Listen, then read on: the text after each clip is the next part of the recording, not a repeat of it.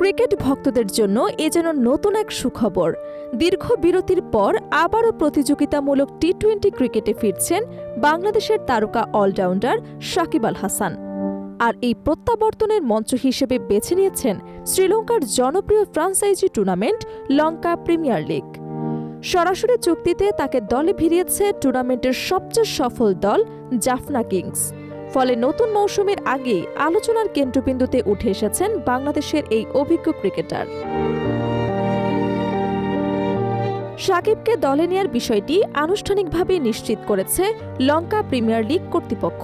সামাজিক যোগাযোগ মাধ্যমে প্রকাশিত এক পোস্টে তারা সাকিবকে বিশ্ব টি-20-র অন্যতম সেরা অলরাউন্ডার হিসেবে উল্লেখ করে জানায়, জাফনা কিংস তাদের স্কোয়াডকে আরও শক্তিশালী করতে সরাসরি চুক্তিতে দলে নিয়েছে বাংলাদেশি এই তারকাকে।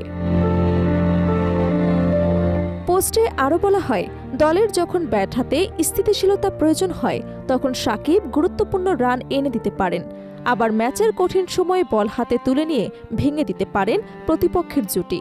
পাশাপাশি চাপের মুহূর্তে তার অভিজ্ঞতা ও ঠান্ডা মাথার নেতৃত্ব দলকে বাড়তি আত্মবিশ্বাস দেয়। লঙ্কা প্রিমিয়ার লিগে এটি অবশ্য সাকিবের প্রথম যাত্রা নয়।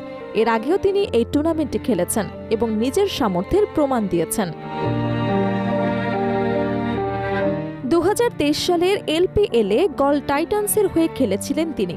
সেই আসরে 10 ম্যাচে ব্যাট হাতে করেছিলেন 138 রান আর বল হাতে শিকার করেছিলেন 11 উইকেট।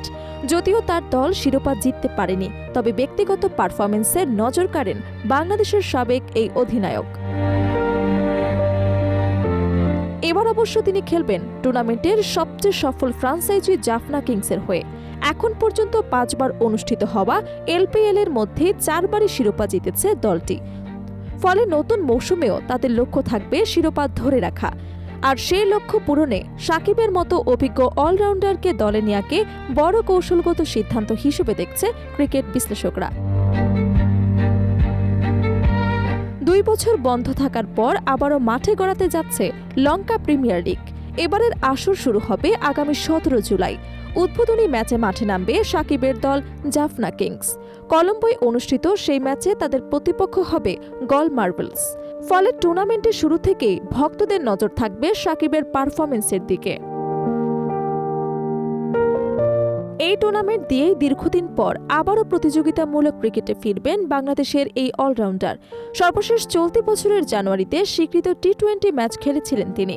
তখন সংযুক্ত আরব আমিরাতের IL টি-20-তে মুম্বাই এমিরেটসের হয়ে মাঠে নেমেছিলেন সাকিব।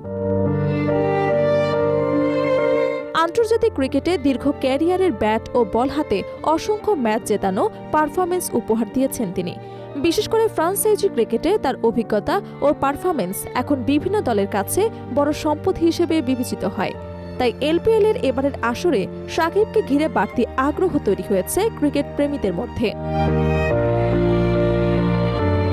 এখন দেখার বিষয়, জাফনা কিংসের জার্সিতে মাঠে নেমে আবারও নিজের পুরনো ছন্দে ফিরতে পারেন কিনা বাংলাদেশের এই বিশ্বসেরা অলরাউন্ডার।